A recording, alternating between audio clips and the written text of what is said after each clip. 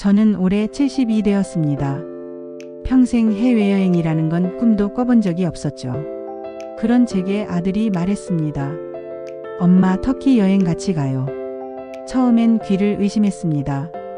아들 민수와 며느리 소영이가 결혼한 지 벌써 5년이 지났어요. 그동안 한 번도 함께 여행을 간 적이 없었는데 말이죠. 민수는 항상 바빴고 저도 그런 줄 알았습니다. 터키행 비행기에 오르는 순간을 잊을 수가 없어요. 창밖으로 보이는 하늘이 그렇게 넓을 줄 몰랐습니다. 민수가 제 손을 잡더군요. 엄마 무서우시죠? 아니야, 전혀 안 무서워. 오히려 신났다고 했습니다. 이스탄불의 블루모스크 앞에서 찍은 사진이 있어요.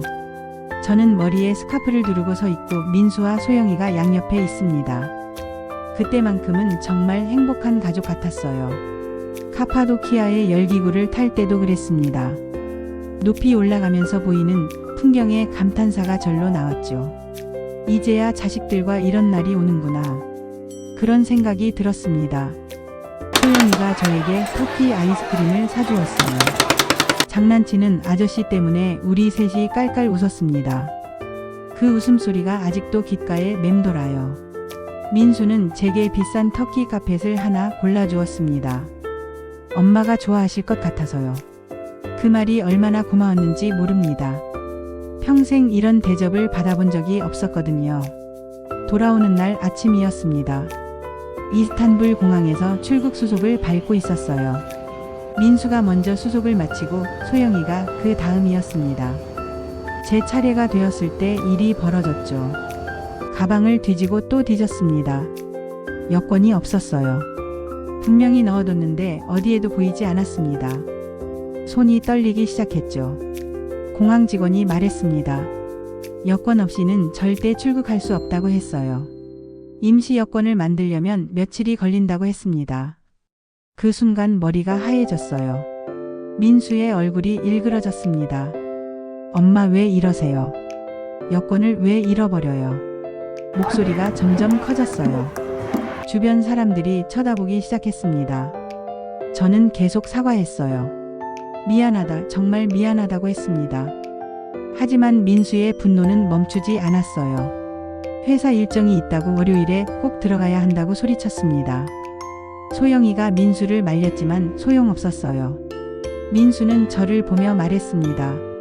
어머니 때문에 우리까지 다 망하잖아요. 왜 이렇게 매번 문제를 일으키세요? 그 말이 가슴에 박혔습니다. 매번 문제를 일으킨다고요? 저는 그저 실수한 것뿐인데 말이에요. 결국 민수와 소영이는 비행기에 탔습니다. 저를 두고 말이에요. 마지막으로 본 민수의 등이 그렇게 차갑게 느껴질 줄 몰랐습니다. 공항 의자에 혼자 앉아 있으니 모든 게 꿈 같았어요. 방금 전까지 함께 웃고 있었는데 이제는 홀로 남겨진 거죠. 민수가 5살 때였습니다. 남편이 다른 여자와 살림을 차렸다는 걸 알게 되었어요. 그때까지는 완벽한 가정이라고 생각했는데 말이죠. 남편은 집을 나가면서 이렇게 말했습니다. 당신이 너무 재미없어서 못 살겠다고요. 아이는 당신이 키우라고 했어요. 그리고는 정말 돌아오지 않았습니다. 민수는 아빠가 어디 갔냐고 계속 물었어요. 저는 뭐라고 답해야 할지 몰랐습니다. 출장 갔다고 곧 돌아온다고 거짓말을 했죠. 하지만 아이는 알고 있었던 것 같아요. 밤에 자다가 깨서 아빠를 찾으며 울곤 했습니다. 저도 같이 울었어요. 어떻게 해야 할지 모르겠더라고요. 생계를 위해 일을 시작했습니다. 새벽 시장에서 채소 장사를 했어요. 손이 얼어서 감각이 없어질 때까지 일했습니다. 민수를 혼자 둘 수는 없어서 아이를 등에 업고 장사를 하기도 했죠. 낮에는 가사 도우미 일을 했습니다. 남의 집 청소를 하고 빨래를 했어요. 손톱 사이에 때가 끼고 손마디마다 굳은 살이 박였습니다. 민수가 초등학교에 들어갈 때까지 이런 생활이 계속되었어요. 다른 아이들은 아빠와 손잡고 입학식에 왔는데 민수는 저 혼자 데리고 갔습니다. 그때 마음속으로 다짐했어요. 내가 아니면 이 아이를 누가 키우겠나. 아빠 역할까지 다 해주겠다고 말이죠. 민수가 부족함 없이 자라길 바랐습니다. 하지만 아무리 노력해도 아빠의 빈자리는 채워지지 않았어요. 민수의 눈에서 점점 밝음이 사라지는 게 보였습니다. 그래도 포기할 수는 없었죠. 민수가 중학교에 들어가면서 문제가 시작되었습니다. 친구들과 어울리지 못하고 혼자 지내는 일이 많아졌어요. 선생님께서 전화를 주시더라고요. 아이가 수업 시간에 집중하지 못한다고 했습니다. 반 아이들이 아빠 이야기를 할 때마다 민수는 고개를 숙인다고 하더군요. 그 말을 듣는 순간 가슴이 찢어지는 것 같았어요. 민수에게 물어봤습니다. 학교에서 힘든 일이 있냐고요. 그런데 민수는 아무 말도 안 했어요. 그냥 방으로 들어가서 문을 닫아버렸습니다. 고등학교 때는 더 심해졌어요. 성적이 떨어지고 지각을 자주 했습니다. 저는 어떻게 해야 할지 모르겠더라고요. 혼내면 더 반항했거든요.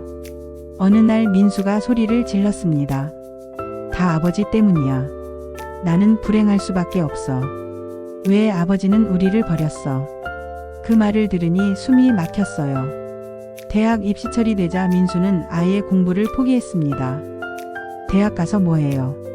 어차피 돈도 없는데 말이에요. 저는 돈은 마련해 주겠다고 꼭 대학에 가라고 했어요. 하지만 민수는 고개를 저었습니다. 엄마한테 더 이상 짐이 되고 싶지 않다고 했어요. 그 말이 오히려 더 아팠습니다. 제가 민수에게 부담을 주고 있었던 건가요? 결국 민수는 고등학교만 졸업하고 취업을 했어요. 공장에서 일하면서 야간 대학을 다니겠다고 했습니다. 그것도 얼마 가지 않았죠. 직장을 옮기고 또 옮겼습니다. 어디서든 오래 견디지 못했어요. 상사와 트러블이 생기거나 동료들과 맞지 않는다고 했습니다. 저는 민수를 격려하려고 노력했어요. 천천히 하면 된다고 조급해하지 말라고 했습니다. 하지만 민수는 점점 더 예민해졌어요. 26에 소영이를 만났을 때는 정말 다행이라고 생각했습니다. 민수에게도 드디어 봄이 온 것 같았거든요. 소영이가 민수를 많이 도와줬어요. 하지만 여전히 민수는 자신감이 없었습니다. 소영이 앞에서도 주눅드는 모습을 보였어요. 항상 미안하다고 자신이 부족하다고 말했습니다. 결혼하고 나서도 마찬가지였어요. 저에게 화를 내는 일이 많아졌습니다.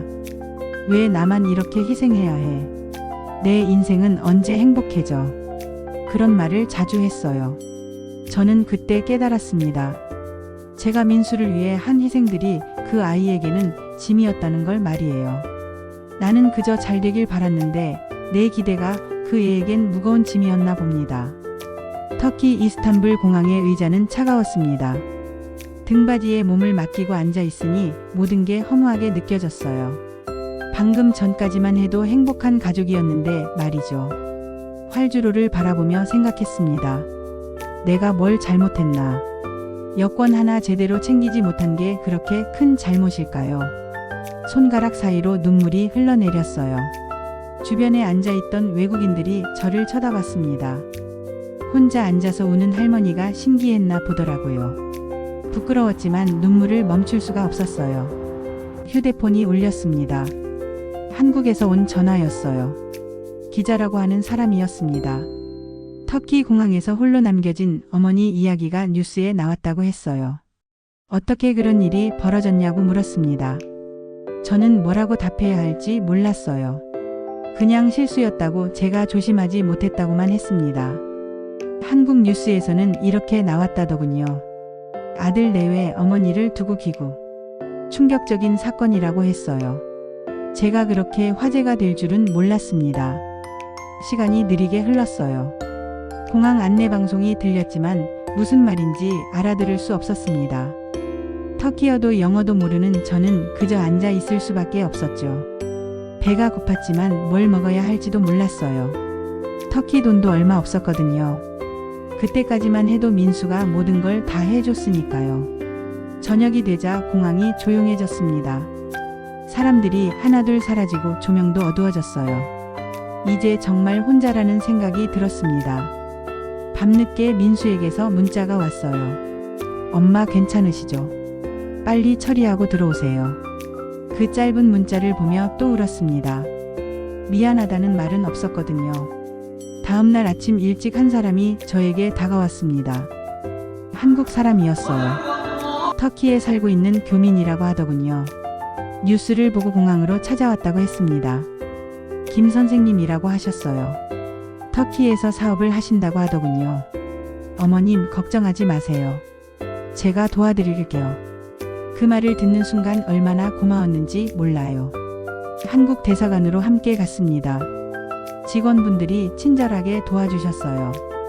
임시 여권을 만들어주고 귀국 항공편도 예약해 주었습니다. 이틀 후에야 한국으로 돌아갈 수 있었어요. 김 선생님이 공항까지 배웅을 나와주셨습니다. 정말 감사했습니다. 세상에는 아직 좋은 사람들이 많다는 걸 느꼈어요. 인천공항에 도착했을 때 기자들이 몰려왔습니다. 어떤 심정이냐고 아들에게 할 말이 있냐고 물었어요. 저는 짧게 답했습니다. 아들, 며느리 그래도 원망은 하지 않습니다. 잘 살았으면 좋겠어요.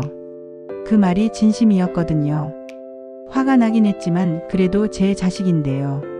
집으로 돌아오는 길이 그렇게 길게 느껴질 줄 몰랐어요.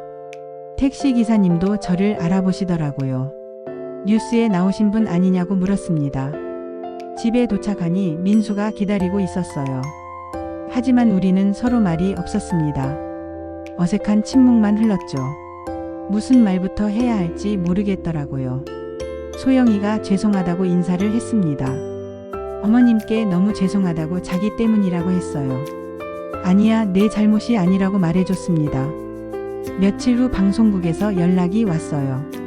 인터뷰를 하고 싶다고 하더군요. 처음엔 거절하려고 했지만 생각해보니 할 말이 있었습니다. 전문가 선생님이 말씀해 주셨어요. 부모의 희생은 때때로 자식에게 짐이 될 수 있다고 했습니다. 가족의 갈등은 상처의 대물림에서 비롯된다고도 하더군요. 그 말을 듣고 많은 생각이 들었어요. 제가 민수를 위해 한다고 했던 일들이 정말 그 아이를 위한 것이었을까요?